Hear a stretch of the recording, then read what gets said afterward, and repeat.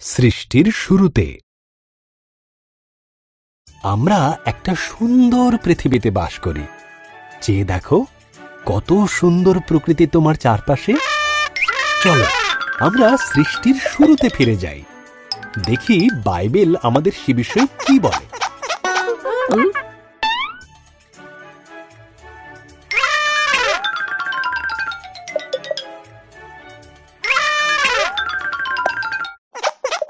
সৃষ্টির শুরুতে ঈশ্বর আকাশমণ্ডল ও পৃথিবী তৈরি করলেন। ঈশ্বর অন্ধকারকে বললেন, আলো হোক। এই আলোকে তিনি নাম দিলেন দিন, আর অন্ধকারকে নাম দিলেন রাত্রি। প্রথম দিন শেষ হল।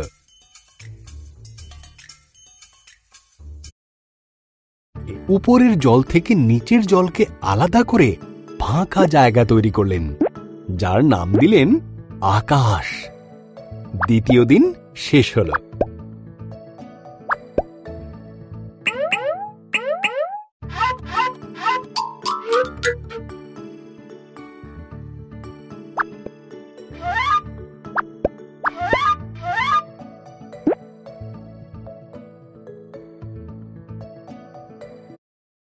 সমস্ত জল একত্র করলেন, এর ফলে শুকনো জায়গা দেখা দিল।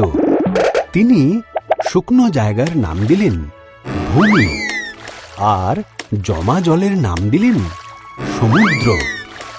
তারপর তিনি তৈরি করলেন ঘাস, শস্য ও গাছপালা। তৃতীয় দিন শেষ হল। এরপর ঈশ্বর আকাশে বিভিন্ন আলো তৈরি করলেন, দিনের জন্য সূর্যকে আর রাতের জন্য চাঁদ ও তারাদের তৈরি করলেন। চতুর্থ দিন শেষ হল।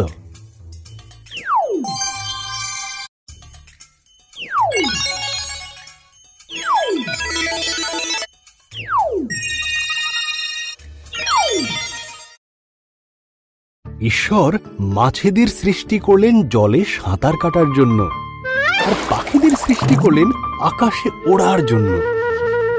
তোমাদের সন্তান হোক, তিনি তাদের বললেন, তোমরা বংশবৃদ্ধিতে ও সুরে পৃথিবীকে ভরিয়ে দাও। পঞ্চম দিন শেষ। এরপর ঈশ্বর পশুদের সৃষ্টি করলেন। তিনি গৃহপালিত পশু, বন্য পশু ও সরীসৃপ প্রাণী তৈরি করলেন। ঈশ্বর বললেন, আরো একটি সৃষ্টি বাকি আছে, যা সবার মধ্যে অত্যন্ত মূল্যবান।